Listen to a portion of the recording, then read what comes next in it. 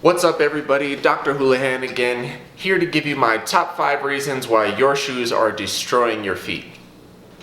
Reason number 1, they are not shaped like a human foot. Research has shown that the first line of defense against bunions, hammer toes, and calluses is a shoe with a wider toe box. So let's think about this in more common terms. Let's say I have a peanut allergy. Is my first line of defense against a peanut allergy an EpiPen? No, it's not. It's the peanuts. The peanuts is the exposure that I'm trying to avoid. The peanuts are what's causing the problem. So, similarly, if bunions, calluses, and hammer toes are something I'm trying to avoid, then shoes with a tight, narrow toe box are causing the problem. Now, to build on that, there's research done way back in the day, 1958. They should teach this in kindergarten. You got finger painting, recess, Simfuk et al. 1958. This study shows that, and I quote, "Foot deformities are of recent origin in man, dating back only to the introduction of footwear."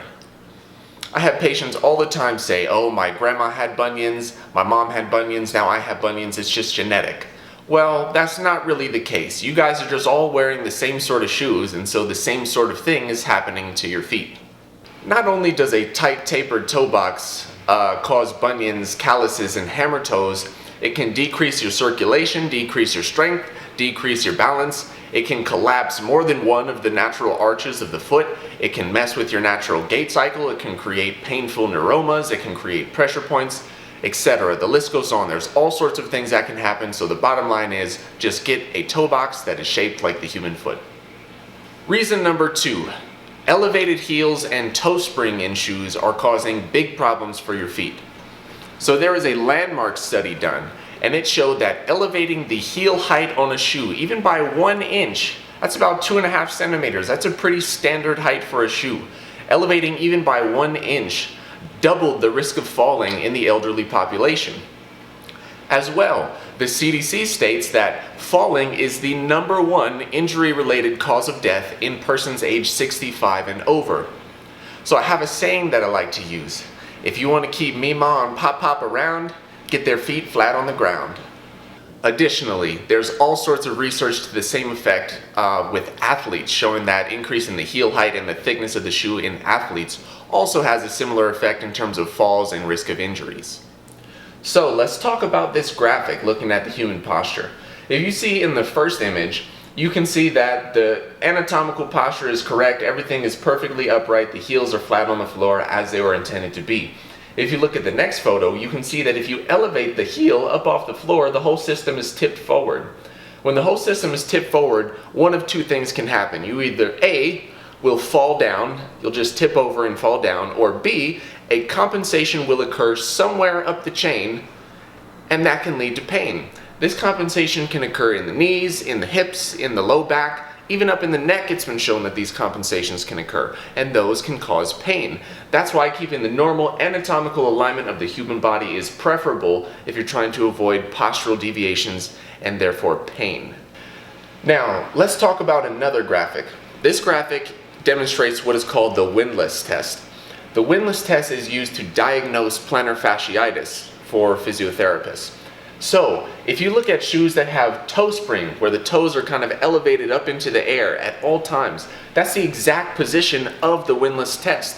So you can imagine what's happening to the plantar fascia if it's being stretched in this position all day long, every step you take, especially with high impact activities like running.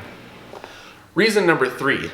Cushioning impairs your proprioception and your ability to attenuate forces. So proprioception is your foot and ankle's ability to detect where it is in space. You need proprioception in order to detect different shapes, different textures, different obstacles, different levels of friction, different inclines, etc. underneath your foot, because your foot needs to be able to adapt to these different conditions in order to avoid falls and injuries and things of that sort. Research has shown that poor ankle proprioception is a predictive factor in injuries and falls. You can think about it like this. Would you try to send a text message with 3 pairs of mittens on? There's no way you wouldn't be able to do it. There's just too much cushioning between your thumb and your phone. The same thing is true of your feet. When you have too much cushioning between your foot and the floor, you're not able to detect any obstacles, surfaces, etc., and you're not able to adapt to those different conditions, and that's why proprioception is important in avoiding injuries. Additionally, studies show that people wearing thick cushioned shoes while running are A, more likely to be heel striking, and B, more likely to be injured. And you're not just heel striking when you're running, you're heel striking when you're walking all day long, every step that we take. So let's talk about this graphic depicting different types of foot strike patterns. So if you look at the heel strike, this heel striking pattern is completely ignoring the shock absorption system that is the foot and the ankle. Therefore, all of the forces, the ground reaction forces, are coming straight up into the knee, the hip, the low back, etc., all the way up the chain. However, if you look at a midfoot strike, or even better, a forefoot strike, those systems are both utilizing the foot and the ankle for shock absorption. That's what the foot and ankle are designed to do.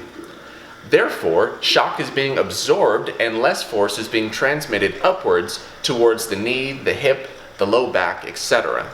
That's why people who are midfoot or forefoot strikers are less likely to be injured, because they're subjected to a lower amount of force. Reason number 4, arch support is weakening your feet. Research has shown that arch support within shoes weakens the foot and decreases the strength of the arch.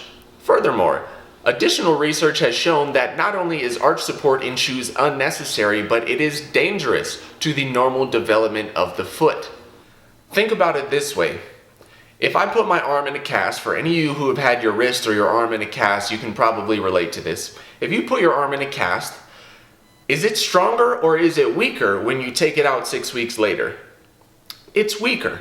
If you take any set of muscles in your body and you immobilize them for a prolonged period of time, they're going to atrophy. They're going to physically get smaller and weaker, and they're not going to be as useful.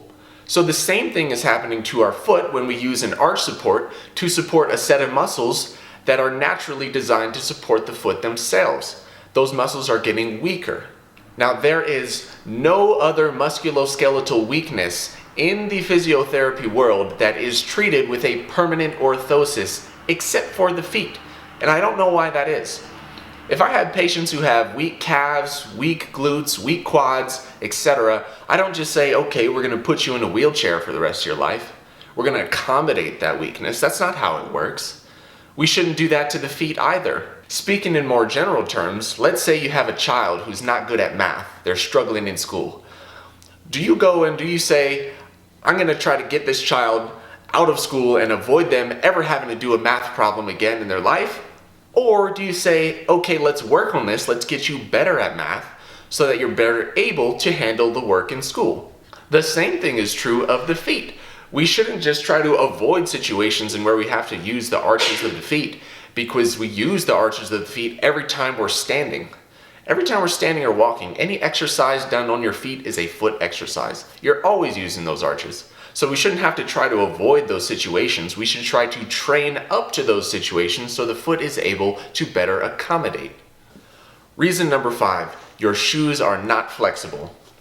There are 33 joints and 29 muscles that control the movement of the foot and the ankle.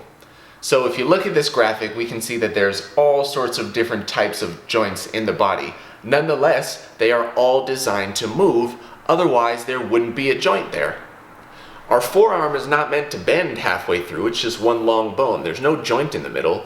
That's not meant to bend. However, the wrist is meant to bend. That's why there's a joint there. Accordingly, all 33 joints in your foot should be able to move and do what they need to do anyways. So if you're wearing shoes that are tight, they're constricting, they're solid, they're rigid, they're not allowing your foot to move, you're impairing the motion of those joints. Think about taking 33 joints anywhere else in the body. Think about if it's the neck, if it's the shoulders, if it's the rib cage, whatever it may be. If you completely restrict the movement of 33 other joints, maybe even the jaw, let's say the jaw. If you restrict the movement of any 33 joints in your body, your function and your mobility is going to suffer tremendously, and that leads to problems. The same thing is occurring in our feet. Our shoes are destroying our mobility and our function, but due to the exceptional, top quality marketing of the footwear industry, We just don't know that it's because of our shoes. Until now. Now you do know. So those are my top 5 reasons why your shoes are destroying your feet. I hope you found this information helpful. Check out my channel for tons more videos, and I will see you guys soon.